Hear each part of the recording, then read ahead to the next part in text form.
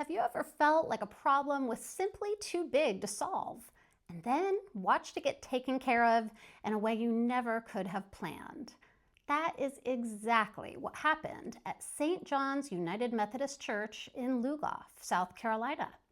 Hi, I'm Jessica Brody, editor of the South Carolina United Methodist Advocate, and here's a story from our latest edition you don't want to miss.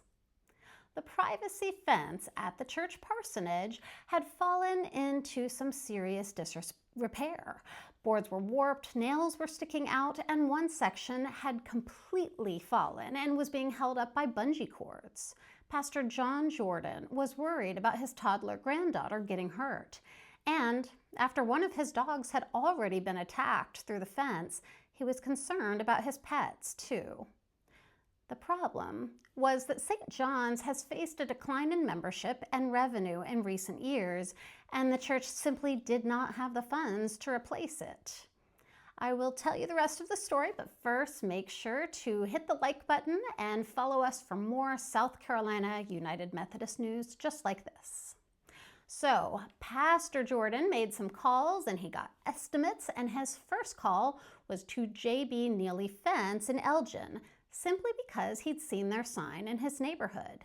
Mr. Nealey gave a fair estimate, heard the church's situation, and left saying, "I'm going to have to pray about this." About a week later, Pastor Jordan got a text. Mr. Nealey said if the church couldn't afford the fence, he would donate it, every nail, every board, as a gift. The church offered to at least cover some of the materials, but he refused. So St. John's now has a beautiful new fence that should last for years. Mr. Nealey later shared that God had made a major change in his own life a couple of years ago, and he wanted to pass that blessing along. Sometimes the answer to an impossible problem is one phone call away.